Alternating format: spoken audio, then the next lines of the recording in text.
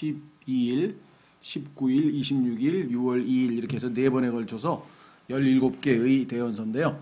그 대언서 중에서 이제 나누어서 하겠습니다. 잠깐 기도하겠습니다. 하나님 아버지, 오늘도 꾸준 날씨지만 하나님의 말씀을 배우고자 하는 갈망을 주시고 또 저에게 이렇게 귀한 복된 시간을 주셨습니다. 구약 개론 주님 공부할 때 지혜롭게 잘 깨닫고 또 성경을 읽을 때 이 구약 개론 공부가 도움이 돼서 하나님의 말씀을 더욱 깊이 알아가는 데 유익이 되고 도움이 될 수 있기를 간절히 소원합니다. 아버지 하나님, 심히 무지하고 무능하고 무기력할 뿐이오나 주님을 의탁하고 신뢰하오니 주님의 도우심을 받아 이 말씀의 사역이 온전히 성취되어 하나님을 영화롭게 하고 우리 모두에게 큰 유익과 복이 될 수 있도록 함께 하시기를 간절히 간구드리고 이 시간을 아버지 손에 온전히 의탁드립니다. 모든 말씀을 우리 주 예수 그리스도 이름으로 기도하옵나이다. 아멘. 예. 오늘 우리가 지금까지 죄송합니다. 지난번에 어디까지 했냐면은 지혜서 솔로몬의 아가까지 했죠. 그래서 지혜서를 마치고 이제 오늘서부터는 대언서라 이렇게 이름이 붙어 있어요. 그래서 총 17개인데 그 중에 12개는 소대언서, 그 다음에 이렇게 붙였어요. 그러니까 5개는 대대언서란 말은 안 쓰고 그냥 대언서, 그 다음에 소대언서라고 한 것은 분량이 그 중요도가 뭐 떨어진다 이런 뜻이 아니고 길이가 짧아요. 그래서 길이가 짧아서 그 12개를 소대언서라 이렇게 이름을 한다. 그래서 소자가 들어간다고 해서 무슨 좀 약간은 그게 덜 중요한 거냐 그런 뜻은 전혀 아니라는 것 오해하시면 안 되겠고요. 그 다음에 이제 용어에 관해서 옛날에 이 개역 성경에서는 이것을 선지서라고 했잖아요. 선지서. 근데 선지라고 하면은 우리 음식 선지 말고 미리 안다 이 말이잖아요. 선지. 그러니까 미리 안다. 그죠? 그래서 예언할 수가 있잖아요. 하나님이 미리 알려주셨으니까. 그런데 구약에도 보면은 용어가 2개가 있어요. 하나는 선견자라고 하는 말을 썼어요. 선견자. 그러니까 영어로는 S-E-E-R, seer. C가 본다는 뜻이잖아요. 보는 자라는 뜻이에요. 미리 보는 자 얘기죠. 보는 자라는 뜻이겠죠. 그 다음에 이제 prophet이라고 해가지고 이 prophet이라고 하는 단어를 이 세상 일반적으로 세상에서는 이거를 뭐라고 하냐면 예언자라고 합니다. 예언자. 그래서 뭐 예언자 마호메트, 뭐 예언자 뭐 누구 뭐 예언자, 그래서 예언자라고 하는 용어를 많이 썼거든요. 그런데 성경에서는 이제 선지자란 말로 개역 성경에서는 사용을 했죠. 근데 이제 선지라고 하는 말이 미리 안다는 것이 뭐 내용은 틀리진 않지만 조금 정확하게 해서 대언 말한다는 쪽에 초점을 맞춰보자. 그래서 이제 예언자라고 하려고 했더니 세상 사람들이 막 이상한 뭐 예언을 맞추고 점성술과 비슷하게 좀 느낌이 안 좋다. 그 다음에 또 예언이라고 했을 때 사람들이 뭐 기독교의 그 부작용 중에 하나가 산에 가서 무슨 산기도를 갔는데 뭐 하나님의 예언이 임했다, 아니면 뭐 어느 권사님한테 가서 예언 기도를 받았더니 나를 반드시 하나님이 목사로 세우신다고 하신다, 뭐 이런 예언들을 어디서 듣고 왔는데 이거는 성경의 예언하고 아무 상관이 없는 겁니다. 성경의 예언은 예수님의 초림과 죄림에 대한 예언이기 때문에 그거 이외에 그런 것들은 점성술에 가깝죠. 그런 건 하면 안 되죠. 그건 하나님께서 절대로 해서는 안 된다고 얘기한 건데, 그래서 예언이란 말에 대한 거부감, 뭐라고 얘기해야 되나, 약간의 어떤 그런 것 때문에 또 있고, 그 다음에 예언하면은 미래를 얘기하는데 예언자들의 주 책무는 미래를 예언하는 겁니다. 그것은 뭐냐면 너희가 회개하지 아니하면 하나님의 심판이 임하리라. 그러면 심판이 임하리라가 미래잖아요. 그 다음에 너희가 회개하면 하나님이 복 주신다. 이것도 미래죠. 그런 의미에서 예언이라고 해도 별 문제가 안 될 것 같은데 거기에는 책망도 들어있잖아요. 그러니까 너희가 하나님 앞에 어찌 이렇게 배교하고 이렇게 우상을 숭배하느냐고 하나님의 책망도 들어있으니까 예언만 들어있는 게 아니니까 이거를 좀 확대해서 하나님의 말씀을 대신한다. 그래서 대신한 자는 뜻으로 대언 이렇게 붙였어요. 근데 여기에 논란은 이제 뭐 우리는 약간 대언으로 했다. 그런데 킹제임스 성경 진영에서도 예언으로 해야 된다는 분도 여럿 있어요. 그러나 어쨌거나 결정은 지금 성경의 대언으로 되어 있기 때문에 우리가 이제 성경에 나와 있는 용어를 일단은 쓰고 그 대신 예언이란 말도 쓰고 그 다음에 선지서라는 말도 쓰고 이런 용어가 있다는 것만 좀 기억해 주시면 되겠습니다. 자, 그래서 교재로 가시면 성경 중에서 대언서로 지칭되는 것에는 이사야로부터 말라기까지 모두 17권이 있다. 그중 에레미야, 에가는 이제 애통해서 부르는, 소위 말하면 이스라엘이 망했잖아요. 그래서 예루살렘이 다 함락되고 그러니까 막 애가 타서 애통해서, 우리도 그렇죠. 다윗이 자기 친구 요나단이 죽으니까 애가를 지어서 부르잖아요. 그렇죠? 그래서 뭐 우리나라에서도 뭐 영웅 같은 사람이 죽으면은 뭐 애가를 이렇게 지어서 시를 갖다 바치기도 하고 뭐 이런 거죠. 그래서 예레미야 애가는 본래 시로 돼 있으니까 시가서 안에 포함시킬 수 있으나 예레미야의 부록으로 분류되고 예레미야 애가니까 예레미야가 쓴 거니까 그 안에 대언도 있으므로 역시 대언서에 포함시켰다. 대언자는 모두 하나님께서 그분의 백성이 말씀을 거스르고 타락할 때 일으키신 그릇들로서 성령의 감동을 받아서 하나님을 대신해서, 그래서 이 대신했다는 말에서 이제 대언자라는 말을 썼다, 그렇게 생각하시면 되겠습니다. 말씀하도록 하신 사람들이다. 그러니까 일종의 뭐라고 표현하냐면요, 뭐 특사라고 할 수도 있고요. 또 옛날 우리 조선시대로 치면 이제 암행어사 같은 비슷하게 하도 백성들이 그 타락하고 하나님의 말씀에서 떠나 있으니까 하나님의 일꾼을 하나 보내서 강력하게 어떤 그 책망을 하고 그들로 회개를 촉구하고 뭐 이런 아주 특별한 임무를 맡은 사람들이니까 사실 아무나 할 수 있는 건 아니겠죠. 그래서 하나님께서 정말 이 대언자는 특별한 역할을 맡긴 사람들이다. 자, 그래서 대언서는 세 종류로 나눌 수 있다 그랬는데 아까 분량에 따라서는 두 종류로 나눴죠. 큰 대언서하고 이제 작은 대언서. 근데 그거는 뭐 분량에 따른 거니까 두 번째는 세 종류가 뭐냐면 포로, 다시 말하면 하나님의 백성이 죄를 지어서 포로로 잡혀가게 됐는데 그 포로로 잡혀가기 이전에 회개하라. 너는 잘못하면 잡혀간다 하고 회개하라고 촉구했던 그 포로 끌려가기 이전에 대언을 했던 사람들이 있고, 포로 시기 중간에 포로가 진행 70년 동안 포로 기간 중에 하나님께서 또 대언자를 보낸 경우가 있고, 그 다음에 회복. 지난 우리 요즘에 수요일 날 공부하는 것 중에 이제 회복이 돼가지고 고국으로 돌아왔잖아요.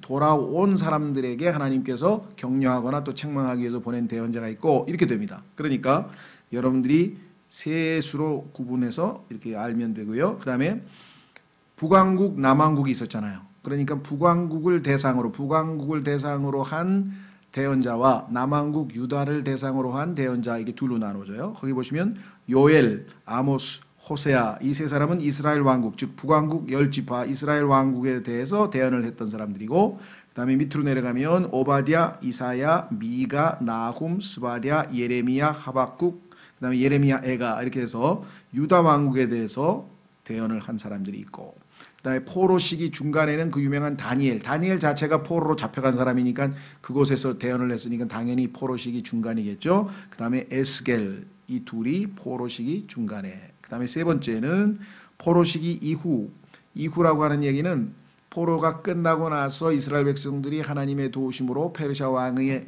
명령에 따라 와서 이제 성전을 재건하고 성벽을 재건하고 다 새 출발하게 됐을 때 중간에 방해꾼들이 있었고, 그 다음에 이들도 느슨해졌을 때 하나님께서 대언자들을 보내서 하나님의 성전을 재건하라 하면 그러한 이 책망과 격려 이런 게 들어있죠. 그래서 학개, 스가랴, 말라기 이렇게 됩니다.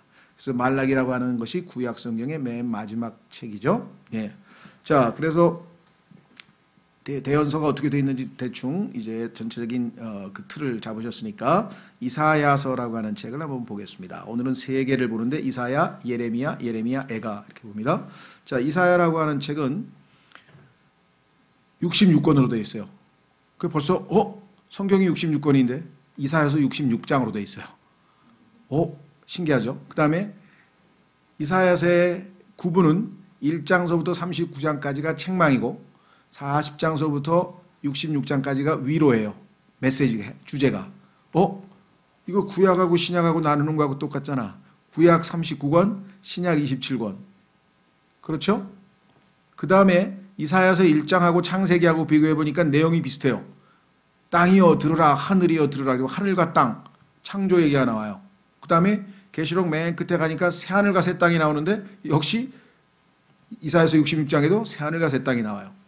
그러니까 이사야서는 1장이 창세기의 주제가 들어가 있고 2장이 출애굽기 내용이 들어가 있고 3장이 레위기가 들어가 있고, 그래서 그거를 하나하나 비교해 보면 이거 정말 신기한 책이네.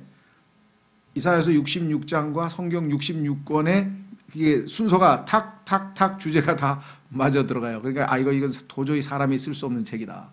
하나님께서 쓰신 책이라는 것을 또 우리에게 알려주는 성경의 어떤 그 신비로운 것 중에 하나고요. 그래서 아주 특별한 책이고, 그 다음에 한 가지 더, 여러분들이 아직 안 읽어봤으면은 꼭 읽어보시기 바랍니다. 이사야서 다 읽는 게 물론 제일 좋지만 우선적으로 읽도록 추천하고 싶은 것은 이사야서 40장에서 48장이에요. 그러니까 이사야서 40장에서 48장은 왜 그렇게 특별하냐? 하나님께서 1인칭으로 나 주가 말하노라 하고 직접적으로 1인칭으로 자기 자신을 계시하고 있는 내용이 40장에 48장에 9장에 걸쳐서 쫙 나오는데, 일반적으로 우리가 알고 있는 하나님과는 사뭇 다른 모습들이 많이 나와요. 굉장히 어떨 때는 좀 비꼬기도 하시고, 그렇죠? 민족들 다 합쳐봐야 물방울 하나밖에 안 된다, 뭐 이렇게 얘기하시고, 나와 같은 신이 어디 있는지 한번 찾아봐라. 그러면서 너희가 예언할 줄 알아? 너 예언할 줄 알면 내가 너를 신으로 쳐줄게 하고 막 조롱도 하시고, 그래서 우리가 사뭇 알고 있는 하나님과는 다른 상당히 다른 면모의 하나님에 대해서 우리가 배울 수 있는 아주 그런 특이한 내용을 또 담고 있는 책이다. 그렇게 알아두시면 되겠고요. 그래서 하여간 이사야서는 뭐 어려워서도 그렇고 분량도 그렇고 제대로 공부를 잘 안 합니다. 그래서 저희도 제 기억에 아마 15년 전쯤 된 것 같아요. 정확하게는 아는데 15년도 더 됐는지 잘 모르겠는데, 저희가 저쪽에 그 신길동에 있을 때 거기에서 아마 15년쯤 된 것 같으네요. 그때 한번 정말 저도 공부하는 셈 치고 러크만 박사의, 그것도 책도 없어요. 책도 없어가지고 러크만 박사 그 테이프 들어가면서 요약해가지고 하여간 2년 동안 가르친 것 같아요. 수요일 날 해서 104개인가 그래요. 카세트 테이프가. 그러니까 물론 시간은 이제 수요일 날 했으니까 한 3, 40분 했겠죠. 어쨌거나 그 정도로 해서 총 100몇 개가 넘는 건데, 아마 지금 우리 홈페이지에 있기는 있는데 녹음 상태가 영 별로 안 좋더라고요. 그래서 약간 듣고 싶은 사람 뭐 들어도 괜찮긴 한데, 모르겠어요. 주님 오시기 전에 우리 교회에서 다시 한번 또 이사야서를 그 엄청난 분량을 공부를 할 기회가 있을는지, 아니면 그걸 좀 압축해서, 그렇죠?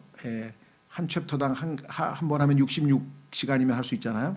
지난번 우리 창세기 할 때 한 장에 하나씩 그렇게 요약해서 딱 압축하는 방식으로 한번 해야 되는지. 근데 이사야서는 한번 진짜 그리스도인으로서 공부해 봄직한 책인데 쉽게 뭐 거의 뭐 웬만한 데는 손도 안 대죠 다. 자, 어쨌거나 이사야는 여호와 구원이란 뜻이다.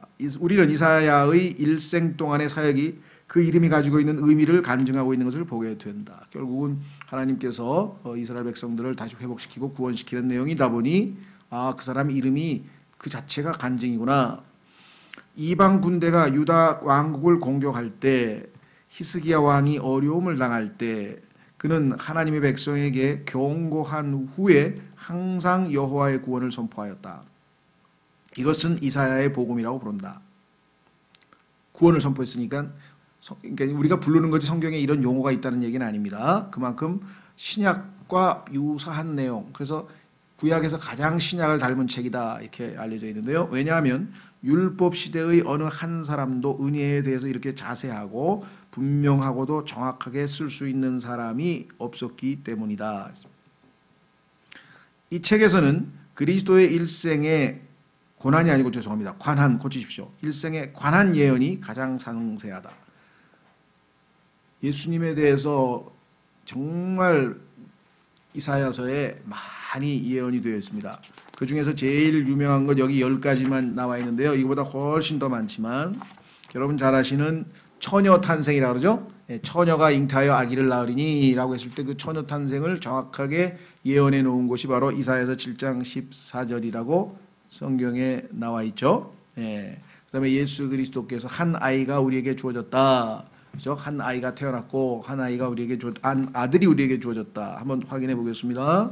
이사야서 9장 6절.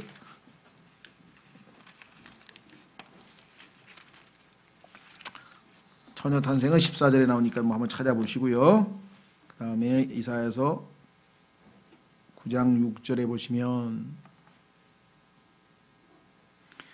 이는 한 아이가 우리에게 태어났고 한 아들을 우리에게 주셨는데, 자, 아이가 우리에게 태어난 거는 우리 마태복음에서 뭐 복음서에서 다 이미 봤으니까 예언이 성취됐는데, 아들은 우리에게 주셨다 그랬어요. 다르죠? 아들은 영원하신 하나님이시잖아요. 그런데 그분이 인간의 몸을 입고 아기로 오신 것뿐이죠. 그러니까 아들은 뭐야? 아기는 태어났죠. 그러나 아들은 태어나지 않아. 태어날 수가 없어. 왜? 영원전부터 계신 하나님이신데 어떻게 태어나니? 그러니까 하나님께서 우리의 죄값을 치르라고 주신 거죠. 선물로 우리에게. 그래서 여기 아들은 주셨다고 돼 있죠. 이걸 아들이 태어났다고 착각하시는 분들이 계세요. 아들은 태어날 수가 없어요. 영원하신 하나님이시기 때문에. 그러나 아기는 인간의 몸을 입으셨기 때문에 하나님께서 태어날 수가 있는 거죠. 자, 그 다음에는 재림에 대한 얘기가 나옵니다. 바로 왜? 그의 어깨에는 정권이 놓이고, 예수님이 이 땅에 이제 왕으로 오실 거 아니에요? 그렇죠? 그의 이름은 놀라우시니 좋은 자 강하신 하나님, 영존하는 아버지, 평화의 통치자. 예수님께서 마지막 이 시대에 왔을 때 타이틀이 평강의 왕, 평화의 통치자로서 이 땅에 오시잖아요. 그러니까 이 한 구절에 예수 그리스도의 초림 재림에 대한 얘기가 다 들어가 있으니까 얼마나 예수님에 대해서 많은 이야기를 해주고 있는 책이냐. 그 다음에 계보. 교재로 가시면 계보란 말은 족보인데요. 2세, 즉 다윗의 후손이라고 하는 것을 알려주고 있고, 그 다음에 그분의 이름에 대해서 임마누엘이라고 했죠. 임마누엘. 한번 확인해 볼까요? 7장 14절. 이사야서 7장 왼쪽으로 몇 장 넘기면 이사야서 7장 14절. 그러므로 주께서 친히 한 표적을 너에게 주시리라. 보라, 처녀가 수태하여 아들을 낳고 그의 이름을 임마누엘이라 하리라. 우리와 함께 하시는 하나님이란 뜻입니다. 우리와 함께 하시는 하나님, God with us. 그런데 이 처녀란 말을 과감하게 뜯어고친 이상한 성서들이 나타났어요. 젊은 여자가 아기 낳는 게 무슨 표적이 되나요? 처녀인데 아기를 낳으면 그건 신기한 거죠. 어떻게 처녀가 아기를 낳느냐.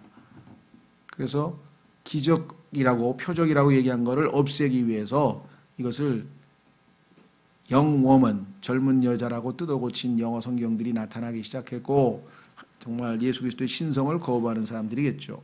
그 다음에 네 번째 교재로 오시면 영으로 충만하게 된다 그랬는데요. 우선 11장으로 한번 가보죠. 빠른 속도로 한번 확인을 하고.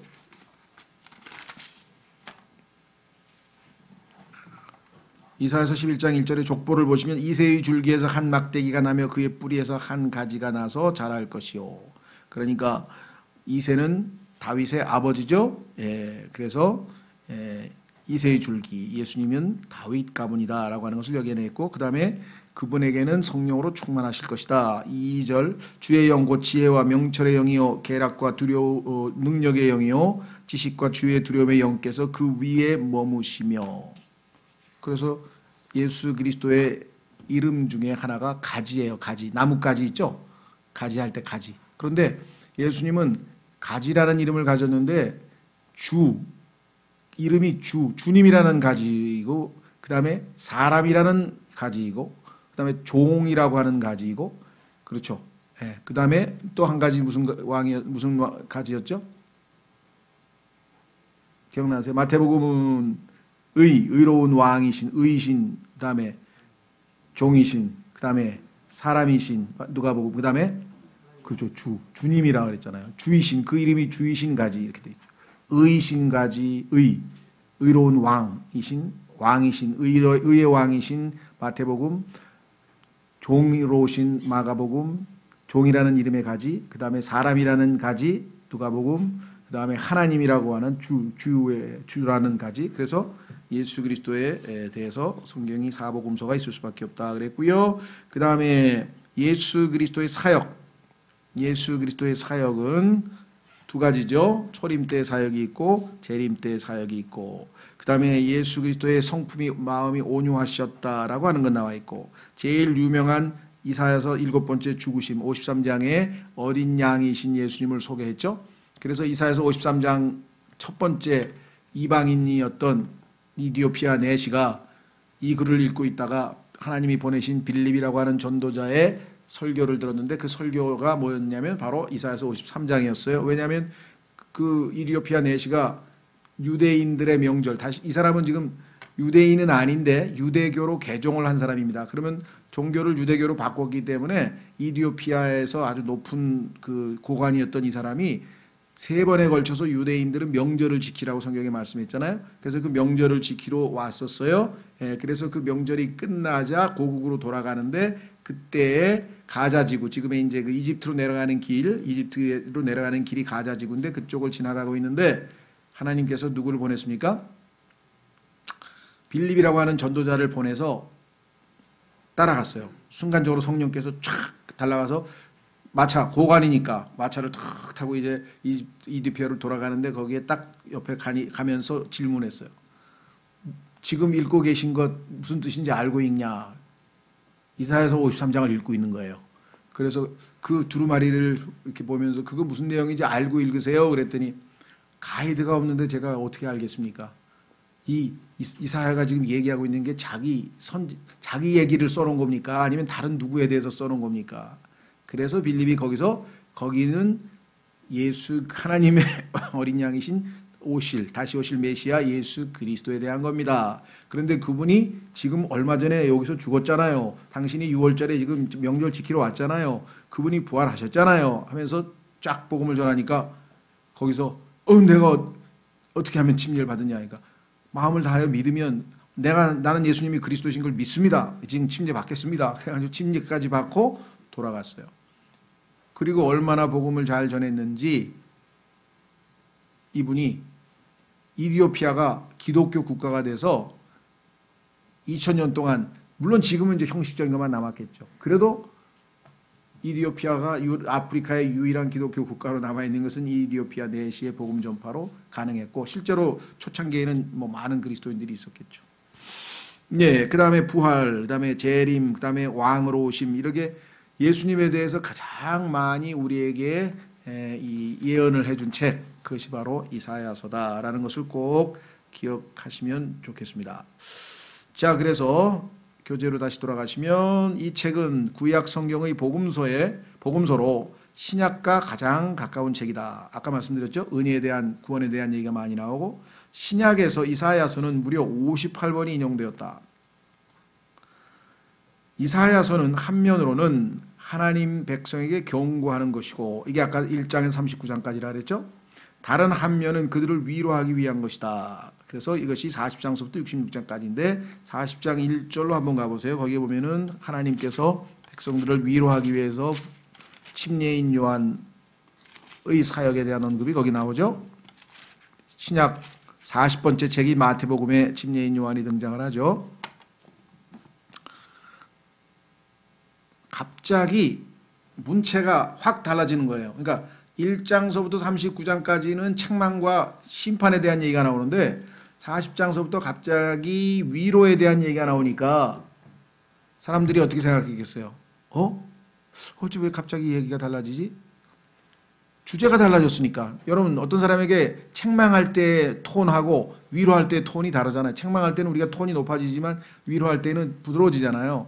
그런데 이 사람들은 어떻게 생각하냐면, 야, 이거 1장서부터 39장은 이사야가 쓰고 40장서부터 이게 딴 놈이 썼나 보다.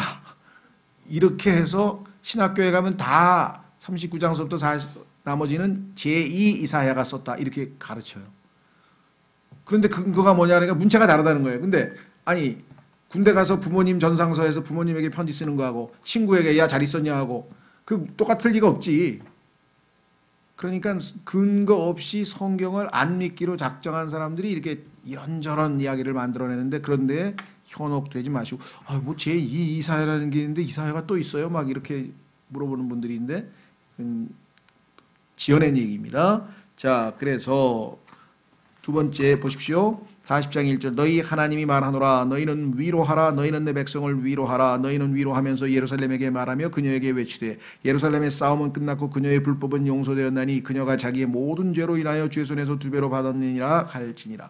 광야에서 외치는 자의 소리가 있어 이르기를 너희는 주의 길을 예비하라 사막에서 우리 하나님을 위해 큰 길을 곧게 만들라 모든 골짜기가 도도지며 모든 산과 작은 산이 낮아지고 구부러진 곳이 곧게 되며 험한 곳이 평탄하게 될 것이요 등등등등등 쭉 이게 다 누구예요? 침례인 요한이 한 사역이잖아요. 근데 침례인 요한은 마태복음에서 이 사역을 펼쳤는데 아시다시피 마태복음이 구약의 40번째 책이고 이사야서는 40장에서 정확하게 매치가 된다는 것 다시 돌아옵니다. 교재로 오시면 이 책의 14장 12절부터 15절까지는 사탄의 내력을 말하고 있다. 성경에서 사탄의 정체를 가장 많이 밝혀주는 부분은 이사야서 14장 12절에서 15절 그리고 에스겔서 28장 11에서 19절 그리고 욥기 41장 전체입니다. 이것을 잘 공부하지 않으면 마귀의 정체에 대해서 정확하게 알 수가 없는데 여기에 왜 이게 중요한가? 성경 전체에서 유일하게 마귀의 본래 이름인 루시퍼가 여기에 딱 한 번 나와요. 루시퍼가 여기 딱 한 번 등장하는데 킹제임스 성경에서만 마귀의 정체를 정확하게 밝혀놓았어요.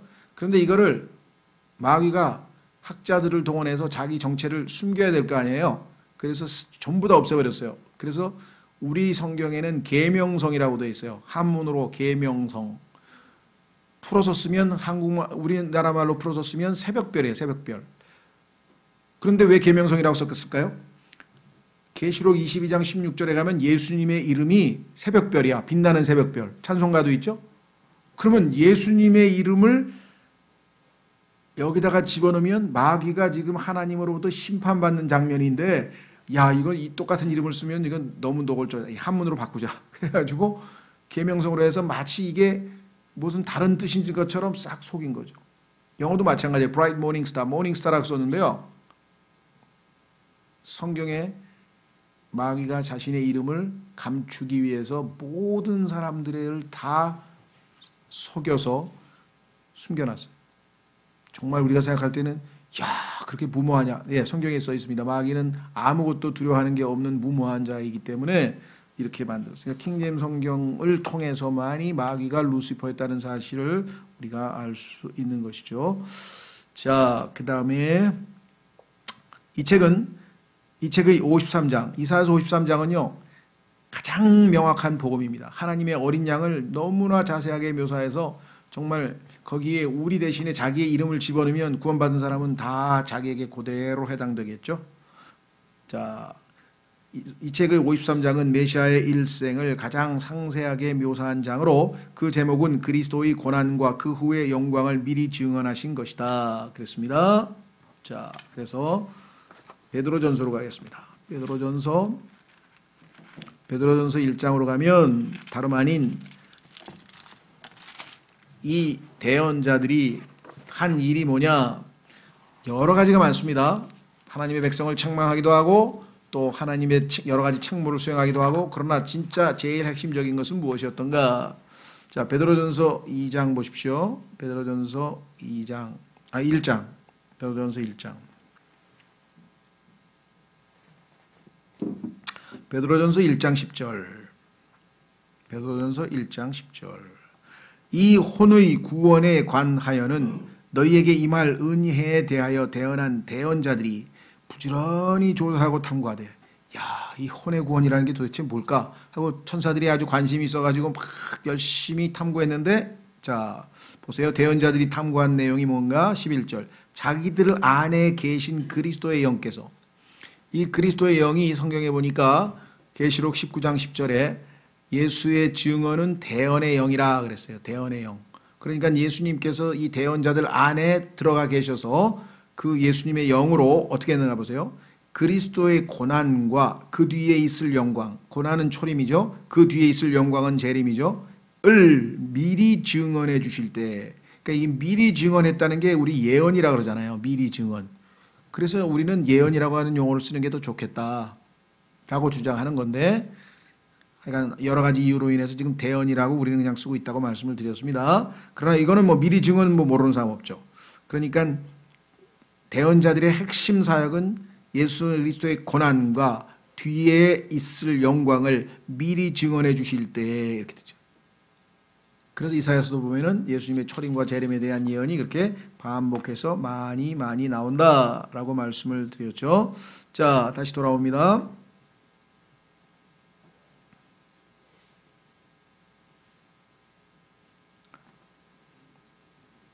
자, 이 책의 중심 메시지는 여호와께서 심판과 은혜를 통해 그 백성들에게 구원을 행하셨다는 것이다.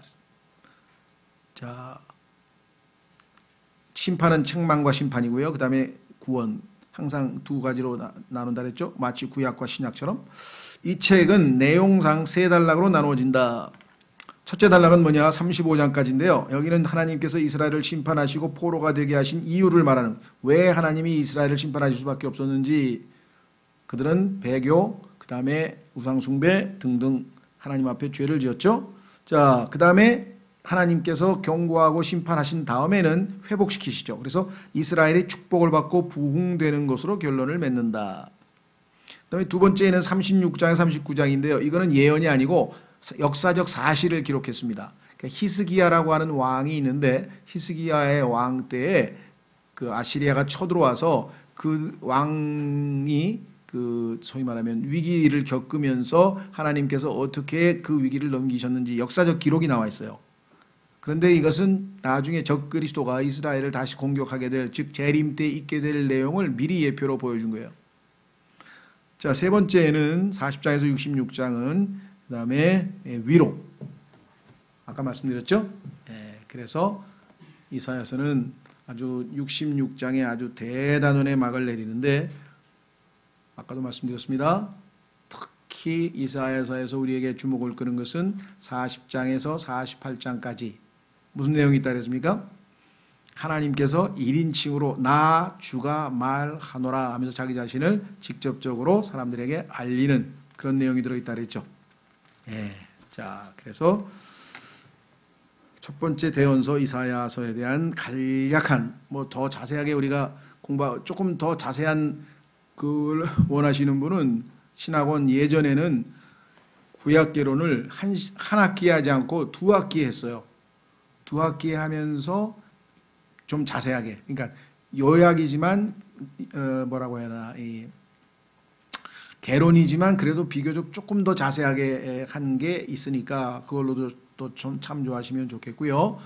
이사야서를 뭐 정말 맘먹고 이번 방학 동안에는 정말 1장 1절서부터 제대로 한번 공부하고 싶으신 분들은 그 테이블 또 들으시면 되겠고, 자, 두 번째 유명한 예레미야라고 하는 선지자는, 대언자는 별명이 눈물의 대언자라고 합니다. 눈물의 대언자. 왜냐하면 하도 고난을 많이 겪어가지고 눈물의 대언자라고 하는 말을 썼는데요. 그도 그럴 것이 예레미야 30장 7절에 보면은 야곱의 고난에 대해서 이야기해요. 여기 대환란이죠. 자, 확인해 보겠습니다. 우리가 일반적으로 교회가 휴거되고 나면 7년 대환란이 시작된다, 아마 이런 얘기들 여러분들 좀 들어보셨죠? 그런데 정확하게 얘기하면은 7년 대환란은 아니고요. 7년 중에서 3년 반, 후 3년 반이 예수님이 말씀하시는 대환란이고, 앞부분은 일종의 이스라엘이 적그리스도와 평화 조약을 체결하게 되는 내용인데, 그 7년 전체를 한마디로 하면은 성경에서 야곱의 고난이다, 이렇게 보통 이야기를 많이 합니다. 자, 예레미야 30장 7절에 가면 야곱의 고난이란 용어가 정확하게 나와요. 그러니까 우리가 잘 아는 것처럼 교회는 환란을 통과할 수가 없죠. 환란 전에 이미 휴거되기 때문에 환란은 교회와 아무 상관이 없어서 그 환란의 이름도 야곱의 고난이란 이름이 붙어 있다. 예레미야 30장 7절에 아 슬프도다 그날이 커서 그것과 비길 날이 없나니 그날은 곧 야곱의 고난의 때로다. 그러나 그가 그 고난에서 구원을 받으리로다. 예수님이 7년 후에 재림하실 거니까. 자, 그래서 야곱의 고난을 다루고 있기 때문에 고난하면 눈물이죠. 그렇죠? 더더군다나 이 예레미야의 딜레마는 뭐냐? 보통 대부분의 대언자들은 하나님께서 이스라엘 백성에게 가서 책망을 하라, 이거 회개하라, 그러면 하나님께서 용서하신다, 이런 건데 그 리미트가 한계가 넘어갔어요. 그래서 이번에는 예레미야의 사역은 뭐냐면 회개하라가 아니라 하나님께서 벌을 내리셨으니 70년 동안 바벨론으로 끌려가서 거기서 살아라 이거야. 그러니까 얼마나 우리로 치면 만약에 지금 일제시대 때 항일운동을 하는데 만약에 우리가 이제 이스라엘이라고 친다면 하나님께서 보낸 대언자가 일제시대의 식민지에서 36년 동안 조용히 살아라. 항일운동 하지 말고. 만약에 그러면 그 사람이 완전히 매국노로 찍히지 않겠어요? 그렇죠? 그러니까 악역을 맡은 거예요. 예레미야가. 그래서 하나님한테 막 항변을 합니다. 하나님 나한테 시킨 일 하라 그래서 했는데 이게 뭐 좋은 게 오는 게 아니라 막 욕먹고 막 이게 뭡니까? 막 그래가지고 나는 이제 더 이상 입 안 열립니다. 입 꼭 다물겠다고 했는데 하나님의 말씀이 내 안에서 불같이 타올라 할 수 없이 또 말을 했대. 성령께서 막 감동을 주니까 도저히 어떻게 할 수가 없어가지고 또 말을 했어요. 참 그런 거 보면 이 대언자들 성경에 보면 이 대언자들이 얼마나 고생을 많이 했는지 한번 확인해 보겠습니다. 야고보서에 가니까요. 너희들이 대언자들을 인내의 본으로 삼으라 하래. 인내의 본 중에 욥도 있지만 대언자들이 또 나와요. 이들이 하나님 앞에서 살았던 그 시대에 우리가 그리스도인으로 살았다면 얼마나 견딜 수 있을까 한번 생각해 보세요. 야고보서 5장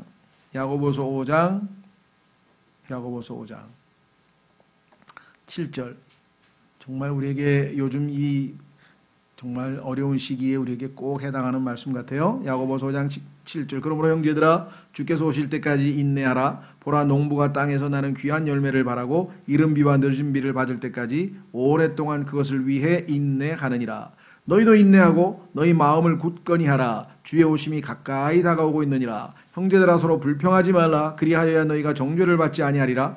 보라 심판자께서 문 앞에 서 계시느니라. 형제들아 주의 이름으로 말한 대언자들의 고난당하는 것과 인내의 본으로 삼으라.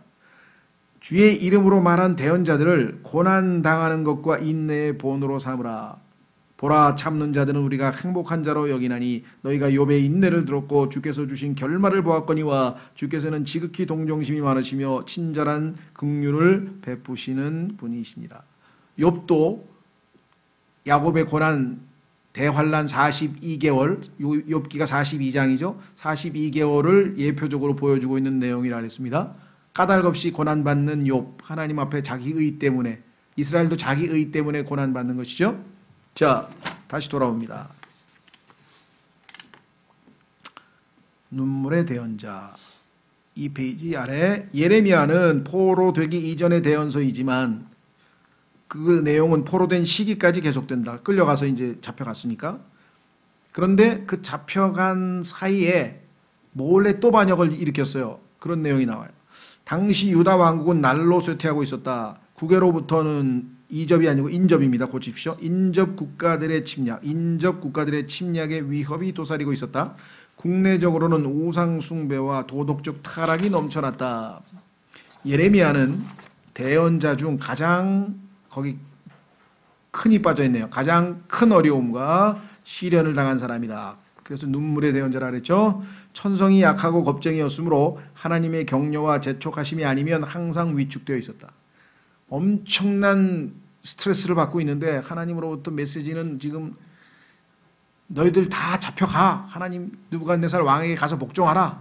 이렇게 지금 얘기를 해야 되는데 얼마나 그 얘기가 하기가 어려웠겠어요. 그러나 하나님의 영이 그에게 역사하자 생사를 돌보지 않고 왕 앞에서 용감하게 증언하였다. 이게 성령 충만인 것 같아요. 여러분들 중에서도 여기 겁 많은 사람들은요. 오히려 그게 나아. 왜? 자신만만하게 막 안 나서잖아. 그냥 그때 하나님의 성령께서 도와주시면 지금 우리 교회를 안 다니고 계신 형제인데요. 세상에 하여간 그렇게 내성적인 형제는 나 평생 처음 봤어.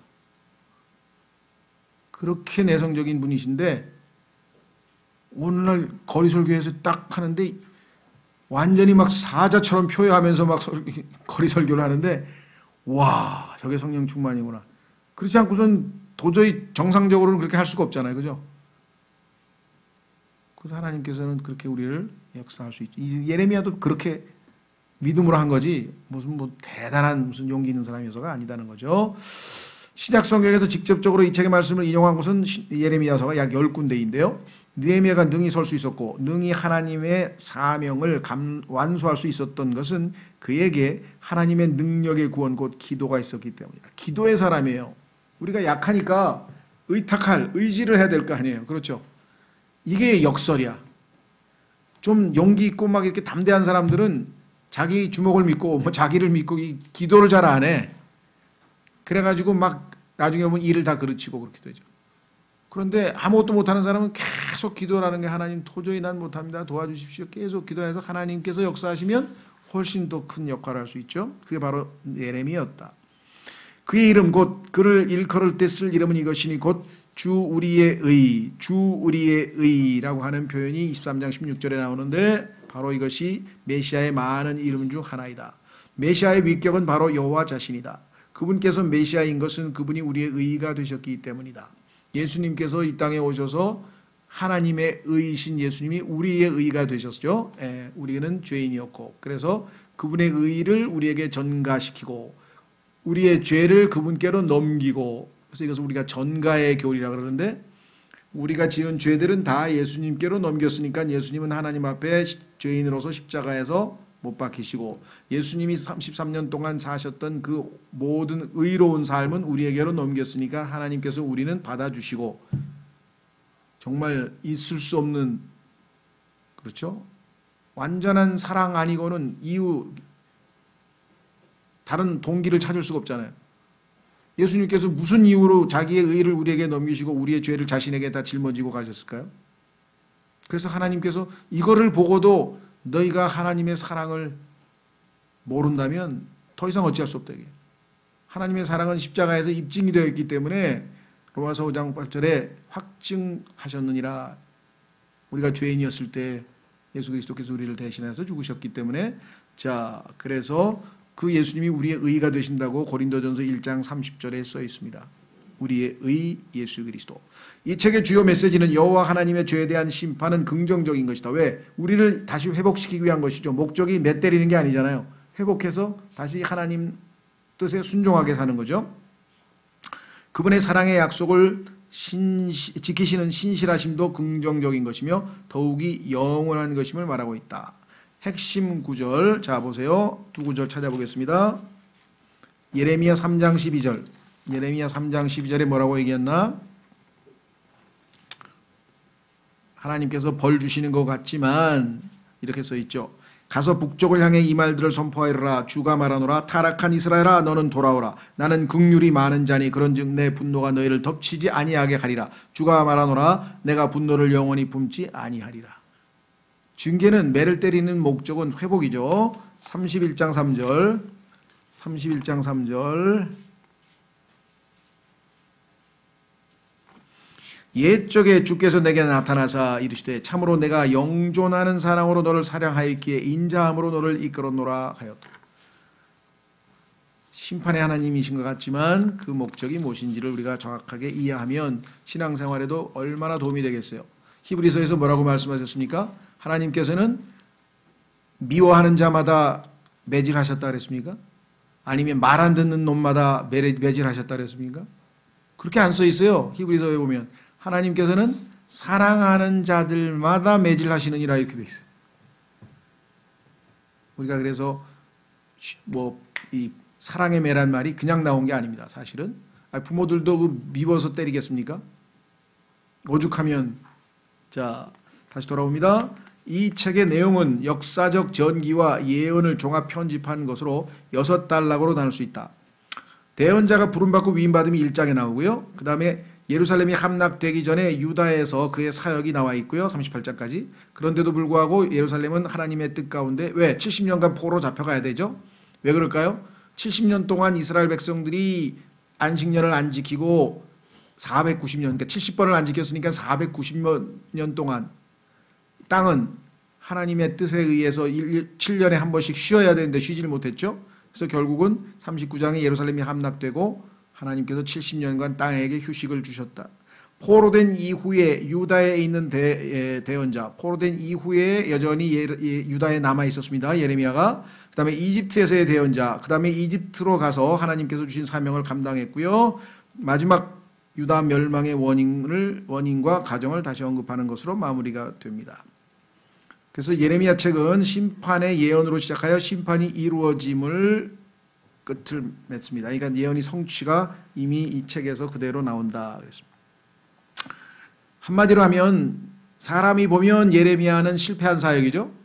하나님이 보면 성공한 사역입니다. 왜냐하면 하나님의 뜻대로 이스라엘 백성이 70년간 훈련을 받고 변화돼서 돌아왔죠. 그리고 놀랍게도 그 이후로 유대인들은 단 한 번도 우상숭배의 죄를 지은 적이 없어요. 왜? 우상숭배로 하나님께서 70년간의 포로 생활로 징계하셨다는 것을 뼈저리게 느꼈기 때문에 그 다음에 다른 죄는 졌어도 우상숭배는 안 했습니다. 그래서 적그리스도가 자기가 하나님이라고 할 때 그 우상에게 굴복하지 않고 끝까지 저항해서 그 대환란을 3년 반 동안에 어마어마한 박해와 고난을 받을 수밖에 없는 것은 적그리스도를 그 자를 하나님으로 인정을 안 했기 때문에, 우상으로 섬길 수가 없기 때문이었죠. 자, 마지막 세 번째 책은 예레미야 애가. 애가라고 하는 것은 아까 말씀드린 것처럼 통곡, 우는 건데요. 자, 이 책의 히브리어 원명은 이카라고 했는데, 이카 뜻은 우리말로 어찌하여입니다. 영어의 why, 어찌하여. 이 단어 속에는 가장 처참한 뜻이 포함되어 있다. 왜 그럴까요? 이스라엘은 하나님의 선민인데, 하나님의 택함받은 백성인데 어찌하여 이처럼 타락할 수 있겠는가? 우리도 그렇죠. 예수 그리스도를 믿는 사람들이 어찌하여 이 모양인가? 우리도 할 말 없죠.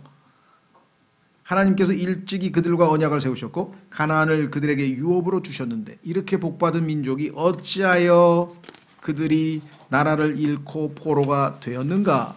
어찌하여. 그들은 본래 강하고 번성하는 나라가 되어 만국도 그들로 말미암아 복을 받을 수 있었는데, 얼마나 놀랍습니까? 솔로몬 왕 때의 당대 최고의 강국이었는데 어찌하여 지금은 땅에서 저주를 받고 열국에 의해 여러 주변 왕국들이 멸시하는 나라가 되었는가? 이 예레미야 애가를 접하면서 우리 그리스도인은 어떻게 되는가? 우리 그리스도인은 믿는 이는 다 경각심을 갖고서 우리에게도 어찌하여가 포함된 이야기가 있는지를 살펴보자. 그렇죠? 어찌하여. 유대인들은 이 책을 매우 중시한다. 왜냐? 매 아비벌은 8월인데요. 9일은 거룩한 성이 파괴된 것을 애도하는 날로서 예루살렘 성이, 우리는 8월 29일인가요? 8월 29일 날 국치일이라 그러잖아요. 국치일. 일본에 의해서 나라가 한일합방 1910년, 그래서 국치일이라고 해서 국가가 수치스러운 일을 당했다 이렇게 얘기하는데, 유대인들은 8월 9일입니다. 우리는 8월 29일인데 거룩한 성이 파괴된 것을 애도하는 날로서 그들은 각 회당에서 이 애가를 낭송한다 그랬습니다. 교회 가운데서도 이 책은 매우 중요하다. 우리 그리스도인들에게는요, 하나님 앞에 자신의 속을 다 드러내며 회개하는 정말 회개의 명장면이에요. 읽으면 정말 하나님 앞에 이렇게 회개해야 되겠구나. 교회 가운데서도 이 책은 매우 중요하다. 어떤 성경 해석가는 이 책이 사람을 감동시키는 점은, 애가는요 읽으면 정말 가슴이 뭉클해지면서 하나님 앞에 회개가 절로 나오는 책인데, 이 책에 여호와 하나님께서 그분이 훈계하고 계신 백성에 대하여 갖는 사랑과, 근심이 아니고 관심이에요. 관심. 하나님께서 사랑과 관심이 그 책에 담겨져 있어요. 그래서 또 다른 형제는, 어떤 분은 뭐라고 했는 거 아니, 이 책의 매 글자마다 눈물로 쓰인 것이고 한자 하나를 쓸 때마다 눈물로 통곡하며 쓴 것이고, 각 글자마다 파쇄된 마음이 바라는 소리이다. 마음이 부셔진 마음이 외치는 소리 같다. 이 시인은 히브리어 22개의 자모의 순서를 각절의 미리가 아니고 머리 글자의 첫 번째 자모로 사용했다. 이는 암송하는 이의 기억을 돕기 위한 것이다. 두고두고 암송을 합니다. 우리 조상들이 이렇게 하나님 앞에 죄를 지어서 이렇게 비참한 일을 당했고, 이렇게 이 역사의 교훈을 잊지 말자. 그렇죠. 우리도 뭐 상기하자 6.25 뭐 이런 것처럼 잊지 말자라고 해서 했는데, 하나님께서 지혜를 주셔서, 자, 알레프라고, 이제 우리가 영어로는 A고요. 영어의 A. 그다음에 헬라어로는 알파. 그다음에 히브리어로는 알레프라 그럽니다. 첫 번째 A, B, C, D 할 때 첫 번째, 우리는 기억이죠. 기억, 니은, 디귿, 리을 할 때 첫째 철자. 그다음에 영어는 26개예요. 그래서 Z죠. Z. 그런데 히브리어는 22개예요. 헬라어는 몇 개인지 모르겠어요. 헬라는 하여간 맨 마지막에 오메가예요. 그러니까 알파와 오메가라죠. 하나님께 처음과 끝이라 그랬죠. 유대인들은 알레프와 타우인데요. 맨 마지막이 영어로는 Z인데, 그러니까 22개 철자에서 맨 처음에 C를 쓰는데 첫 번째 구절은 A로 알레프, 그다음에 두 번째는 B, 세 번째 구절은 C. 그러면은 외기가 훨씬 쉽겠죠. 몇 절인 착착착착. 그런 시가 성경에 시편 25편, 34편, 그다음에 119편. 시편 119편은 한 절, 예를 들면은 22개의 철자인데 한 철자당 8개 절. 그러면 22 곱하기 8하면 176절이나 돼요. 그러니까 시편 119편은 성경에서 또 가장 독특한 책이라고 그랬어요. 왜 그래요? 주제가 성경이야. 성경이 성경에 대해서 이야기해. 성경이 뭐 인간에 대해서 얘기한다든가 하나님에 대해서 얘기한다든가 뭐 돈에 대해서 얘기한다든가 뭐 성령님에 대해서 얘기한다든가 성경이 주제가 있을 거 아니에요. 그런데 주제가 성경이야. 성경이 성경에 대해서 얘기하는 거야. 신기하죠? 네. 이런 게 인간 학문에도 있어요. 그게 뭐예요? 우리가 사용하는 언어라고 하는 것은 의사소통의 수단이잖아요. 그럼 내가 언어로 뭐 사랑을 얘기할 수도 있고, 그다음에 뭐 책망을 할 수도 있고, 아니면 뭐 설교를 할 수도 있고, 언어는 수단이잖아요. 그런데 언어로 언어에 대해서 얘기해. 언어가 뭘지? 그걸 언어학이라고 그래요. 언어학. 그러니까 언어학 공부하는 사람들은 수준이 굉장히 높은 사람들이에요. 왜냐하면 언어로 자기가 사용하는 언어로 언어가 무엇인지를 물어봐. 그래서 언어의 기능이 뭐냐? 언어가 왜 만들어졌냐? 언어의 기원은 뭐냐? 그걸 막 따져가지고 상당히 어렵게 공부를 해요. 자, 하나님께서는 성경이 무엇인가를 성경으로 말씀하신 책이 시편 119편이에요. 그래서 저희는 22시간에 걸쳐서 공부했어요. 한번 왜?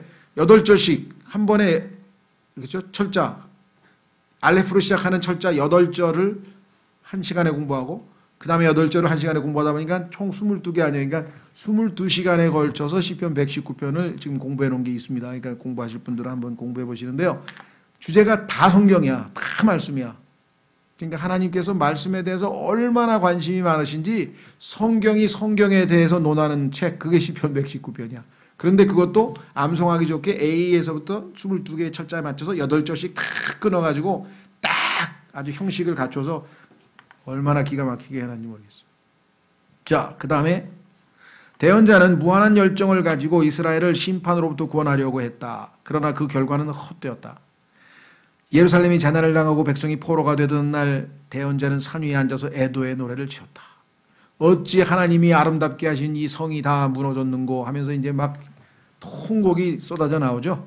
대언자는 심히 비통해 있지만 감정은 그러나 성령에 의해서 통제를 받고 있었기 때문에 영은 정상적이었어요. 이게 정말 중요한 겁니다. 감정에 의해서 막 솟구쳐가지고 성령의 통제에서 벗어나면 그건 하나님의 일이 아니에요. 그건 인간의 종교심밖에 안 돼요. 열심밖에 안 돼요. 그러면 그걸 한번 식으면 그 다음에 이제 언제 뜨거웠는가 싶을 정도로 돼버립니다. 성령께서 하면 감정적으로 비통해도요. 성령의 차분함과 안정감 가운데 여기 나와 있죠. 자, 그는 이성적이었고 침착한 태도로 다음 사항을 분별했다. 첫 번째, 이스라엘이 환난을 당한 것은 스스로 자초한 죄 때문이다. 심은 대로 거뒀다. 두 번째, 하나님은 공의로우신 분이기 때문에 공의에는 반드시 심판이 필요하다. 세 번째, 하나님은 여전히 긍휼과 사랑이 있으심으로 여전히 희망을 가지고 조용히 하나님의 구원을 기다렸다. 그러나 하나님이 우리를 영원히 심판하시지 않는다. 이건 매를 때리는 거다. 사랑의 매다. 우리가 마음을 돌이켜서 하나님께로 가서 죄를 자백하고 용서를 구하면 그분은 용서하시고 다시 기회를 주신다는 그와 같은 희망. 네 번째, 하나님의 백성은 마땅히 돌아와 죄를 자백하고 하나님께 용서를 구하며 긍휼을 베풀어 주실 것을 구해야 한다. 이것을 기다리고 계신 거예요. 하나님께서. 왜 매를 때렸겠어요? 그렇죠? 이 책의 중요 메시지는 죄가 가져온 고통과 재앙 그리고 진노에도 불구하고 여전하신 하나님의 긍휼과 사랑이다. 바로 이겁니다. 바로 이거. 그렇죠? 그런데 이 책의 시적인 특징 5가지 한번 살펴보겠습니다. 첫 번째 시는 여기 보면은 5장으로 돼 있잖아요. 총 시가 5편으로 돼 있어요. 그런데 그 시의 첫 번째 내용은 뭐냐? 예루살렘이 마치 우는 과부가 혼자 살며 흐느끼는 것 같다. 우리 시대에는요, 뭐 과부에 대해서 그렇게 막 특별한 저기를 하는 것 같지는 않아요. 그렇죠? 예전에는 뭐 우리 조선 시대에는 막 과부의 서름에 대해서도 얘기도 많이 했는데 요즘 별로 안 그런 것 같은데 유대인들에게 있어서 하나님께서 제일 불쌍히 여기는 사람이 누구냐면 과부와 고아예요. fatherless. 그러니까 왜냐하면 아이는 부모의 권위하에 보호를 받도록 했는데 보호자가 없잖아요. 그 다음에 아내는 남편의 보호를 받도록 되는 남편이 없잖아요. 그러니까 과부와 고아는 항상 하나님께서 직접 친히 돌보실 테니까 너희가 과부와 고아를 홀대하면 나한테 매 맞는다. 하나님께서 경고해놨어요. 그래서 과부하고 고아에 대해서 하나님께서 특별한 배려를 하고 계신 것을 성경에서 자주 보죠. 예를 들면 그 추수할 때도 나달을 바닥에 많이 떨어뜨리라. 왜? 이 과부하고 고아 줄 거다. 포도 딸 때도 포도 땅에다 많이 떨어뜨려라. 왜? 너희 그거 다 줍지 말고 일부러도 막 떨어뜨리래. 왜? 과부와 고아 좀 먹였기 때문에. 그 하나님께서 그 자상한 마음이 정말 막 그 마음에 와닿을, 야, 하나님께서 그 사람들을 불쌍히 여기시는 분이구나. 그러니까 우리 같은 죄인도 불쌍히 여기셔서 예수님을 보내셨지. 그 하나님의 자비로우신 성품, 성경에 loving kindness. 그 우리말로는 이걸 자비라고 번역했나? 인자로 번역했나? 인자로 번역했나? loving kindness. 친절하시면서도 사랑이 많으신 그 마음. 예전에는 그걸 읽는데 정말 너무나 막, 야, 온 우주를 창조하신 하나님이 이렇게 좋으신 분이니까 다행이지. 아이고, 그냥 무시무시한 하나님이었으면 그 앞에서 우리가 그냥 벌벌 떨고 꼼짝 못했을 거 아니에요. 그러죠? 선하신 하나님이라는 것, 자비로우신 하나님이라는 것. 자, 두 번째 시는 예루살렘이 포위된 상황. 얼마나 비참했겠어요. 세 번째 시에서 대언자는 자신과 예루살렘을 일치시키고 그 곤고와 상처와 아픔을 자기 것으로 간주했다.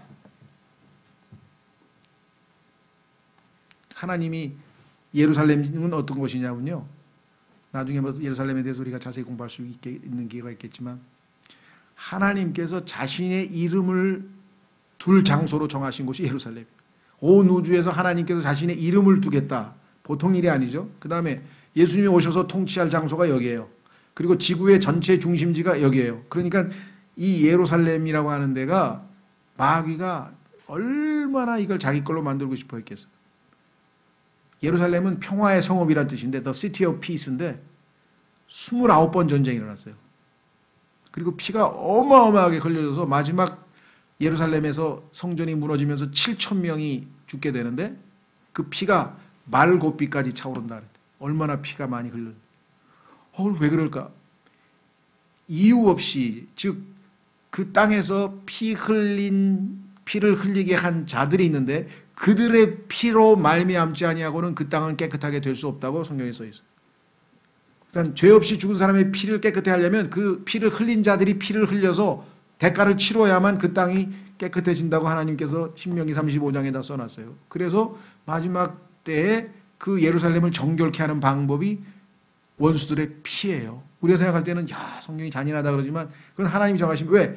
생명은 생명으로, 피가, 육체의 생명은 피에 있다 그랬잖아요. 그 생명은 생명으로 갚아야 돼. 그만큼 하나님은 생명을 소중히 여긴다는 거죠. 어떤 사람의 생명을 죽였다. 그 사람도 죽여야 돼. 왜? 이 소중한 생명을 손댔기 때문에. 사형제도 한 사람은 죽인 사람의 생명만 아까워서 뭐 어떻게 인간이 사형을 시키냐 그러는데 반대죠. 하나님이 형상대로 지음받은 생명을 소홀히 대했으면 거기에 대해서는 대가를 치러야 된다. 네 번째 시는 예루살렘이 빛을 잃은 퇴색한 금과 같다고 묘사한다. 한동안 번쩍번쩍 빛나던 금이 퇴색해서 비참하게 된 모습으로 묘사했습니다. 그러니까 정말 시적인 그런 아름다움도 있고요. 여러분 잘 아시는 것처럼 시도 그렇지만 연극도 그렇고 이 비극이 우리에게 카타르시 마음을 정케해 주죠. 다섯 번째 시는 대언자의 기도로 네 번째 시의 결론이다. 자, 그래서 예레미야 애가까지 해서 우리 오늘 조금 일찍 끝났는데요. 마지막 한 구절만 잡고 마치겠습니다. 조금 한 30분 쉬셨다가 남 목사님 오실 것 같은데 예레미야 제가 가장 늘 붙들고 있는 구절 중에 하나가 3절입니다. 예레미야 애가 3장. 이 구절은 저뿐만 아니라 많은 사람들이 붙들고 기도하는 것 같아요. 예레미야 애가 자체가 정말 그 읽으면 이스라엘이 만국의 한을 품고 쓴 시라는 것이 아주 가슴에 구구절절히 와 닿는데요. 그 유명한 1절만 하나 읽어보죠. 1장 1절에 보면은 사람이 가득하던 도시가 어찌 외로이 앉았는가. 예루살렘 그녀가 어찌 과부같이 되었는가. 민족들 가운데서 큰 자로 지내며 지방들 가운데서 공주로 지내던 그녀가 어찌 속국이 되었는가 하면서 멸망의 한을, 만국의 한을 노래하고 있고, 자 예레미야애가 3장으로 와서 22절, 이 구절은 정말 저도 늘 하나님 앞에 주의 긍휼로 말미암아 우리가 소멸되지 아니하였으니, 하나님께서 우리를 불쌍히 여겼으니까 아직도 살아남아 있지, 우리가 한 짓을 하나님께서 불쌍히 안 여기셨다면, 인내하지 않으셨다면 어찌 우리가 살아있겠. 그분의 불쌍히 여기심은 끝이 없도다. 그것들이 주님의 긍휼이 아침마다 새로우니, 매일 하나님께서 우리를 긍휼히 대해 주신 주의 신실하심은 크시니이다. 정말 하루하루 일어날 때마다 하나님께서 또 하루를 나에게 주시는구나. 주님의 긍휼이 얼마나 큰가, 얼마나 새로운가. 그렇죠? 예, 그래서 예레미야 애가는 정말 아주 이 히브리 시가서로서도의 어떤 그 이 가치가 뛰어나고요. 정말 우리의 마음에 감동을 주는, 그래서 한 구절 한 단어 한 단어가 정말 얼마만큼 우리에게 도전을 주는지 꼭 읽어보시기를 바랍니다. 예, 다음 스케줄만 잠깐 소개하고 마치겠습니다. 에스겔서와 다니엘서 다음 시간에는 2개를 합니다. 내용이, 다니엘은 종말에 관해서 계시록과 매치되는 또 아주 위대한 책이기 때문에 형상도 나오고 하여간 이게 또 상당히 내용이 많아서 다음 시간에는 이제 두 권만 압축해서 합니다. 에스겔서는 성경에서 또 다른 아주 이 중요한, 그래서 다음 시간에는 2개, 그 다음에는 이제 호세아서부터 6개를 할 거예요. 그러니까 정말 짧게 각 소대언서의 핵심적인 특징만 얘기하고요. 그 다음에 나머지 6개, 그러니까 호세아서부터 12개는 우리가 26일 날, 그 다음에 6월 2일 날 이렇게 나눠서 합니다. 이 대언서들은 그리스도인들에게 있어서 제일 취약한 부분이에요. 그리스도인들이 잘 안 읽는 부분이야. 왜? 이거 이스라엘의 과거에 있었던, 이렇게 해서 잘 안 읽으려고 하고 좀 어려워하는데요. 저희 교회도 제 기억으로는 지금 이 대언서 중에서 이사야, 예레미야를 안 했고, 강해를 하려다 지금 못했고, 에스겔, 다니엘을 했고, 호세아도 했고, 이 구약의 선지서에서도 아마 서너 개 못한 거예요. 그러니까 총 12개 중에서 제가 볼 때는 한 5개 정도 아직 그러니까 이 강해를 안 한 것 같아요. 그래서 기회가 되면 이 수요 기도회를 통해서 좀 하려고 합니다. 왜냐하면 어려운 내용이 그러니까 이제 수요일 날 오시는 분들에게 중심으로 해서 좀 해보려고 하는데, 대언서는 말씀드린 것처럼 아주 우리에게 그 인내의 본으로 제시된 거기 때문에 우리에게는 아주 유익한 책이다. 그리고 한 가지 광고는요, 우리 전광명 형제님의 부친께서, 전종욱 목사님께서 이렇게 편수해서 내신 그 예언에 관한 책이 있어요. 경이로운 성경의 예언과 성취. 그런데 이게 이제 제본을 떠서 그 목사님이 만들어서 이렇게 목회자들이라든가 이제 필요로 하신 분들 나눠줬는데, 제가 이제 목사님 허락을 받아서 이 예언에 관한 책으로서 사람들에게 복음 전할 때도 이것이 상당히 초반에 이렇게 뭔가 호기심을 자발하잖아요. 여기 그런 성경의 예언들이 다 돼 있어? 그럼 여기 뭐 이집트에 대한 예언서부터 시작해서 쭉 나와 있거든요. 성경에서 예언이 차지하는 비중이 굉장히 중요합니다. 왜냐? 하나님께서는 자신을 예언을 할 수 있는 능력자로 얘기하면서 인간과 하나님과의 차이는 너는 미래를 내다볼 수 없고 예언을 못하고 나는 예언을 한다. 이것으로 하시면서, 왜냐? 그 성경에 나와 있는 약 800여 가지의 예언이 문자 그대로 성취될 확률은 무한대분의 1이에요. 그러니까 성경은 하나님이 쓰셨다는 것을 입증할 수 있는 방법이 예언이에요. 그래서 하나님께서 예언을 강조하는 거예요. 왜? 확률이라고 하는 것은 인간이 할 수 있는 수학이잖아요. 수학은 제일 정확한 거잖아요. 그러니까 너희가 할 수 있는 수학적으로 확률 계산을 해보라 이거야. 이 책이 저절로 인간이 쓸 수 있는 책인가? 하나님이 개입하시지 않고서는 도저히 쓸 수 없는 불가능한 책이라고 하는 것이 예언을 통해서 하나님이 입증을 하셨기 때문에, 그래서 어떤 면에서는 예언으로 접근해서 하나님을 믿게 된 사람들이 많습니다. 그 대표적인 사람이 여러분 잘 아시는 벤허 아시죠? 영화 벤허. 그 벤허의 저자가 루 월러스라고 하는 저자인데, 남북전쟁 미국의 유명한 장군이 사람들이 성경에 뭐 예수님이 무리를 걸어가고 뭐 죽은 자를 살리고 뭐, 야, 우리 미국 사람이 어떻게 이런 말도 안 되는 것을 믿지? 야, 이 사람들을 계몽시켜야 되겠는데 어떻게 하면 좋지? 그래서 몇 사람이 모여서 예언을 공략하자. 왜? 예언된 것이 안 이루어졌거나 엉터리라고 하는 것이 입증되면 이것 성경 믿을 필요 없다. 입증되잖아요. 그래서 예언을 하나 뒤져가면서 확인을 해 나가는데 어마어마하게 놀랍게 다 성취돼 버린 거예요. 그래서 예언을 하다가 중간에 무릎 꿇고 예수님을 영접을 해버려야 돼, 이 사람이. 너무 놀래가지고, 하나님, 제가 무모한 짓을 하고 있습니다.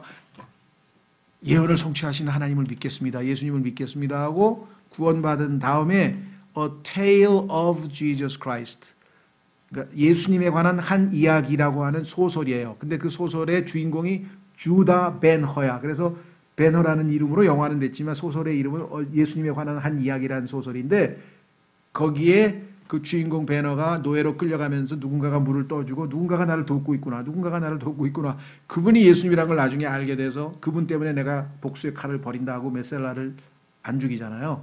예, 그 칼을 내려놓잖아요. 예, 그래서 정말 어떤 의미에서는 이 예언을 통해서 예수님을 믿게 된 사람이 의외로 많습니다. 그래서 여러분들이 꼭 먼저 읽어보시고 주변에 있는 분들, 안 믿는 친구들에게도 소개하면 좋겠어요. 그러니까 한 권씩 저 뒤에 있으니까 가져가시고요. 그리고 누구야, 아버님은 필요한 만큼 그 얼마나 필요하신지 가져가시라 그러세요. 번역장 저 책을 허락.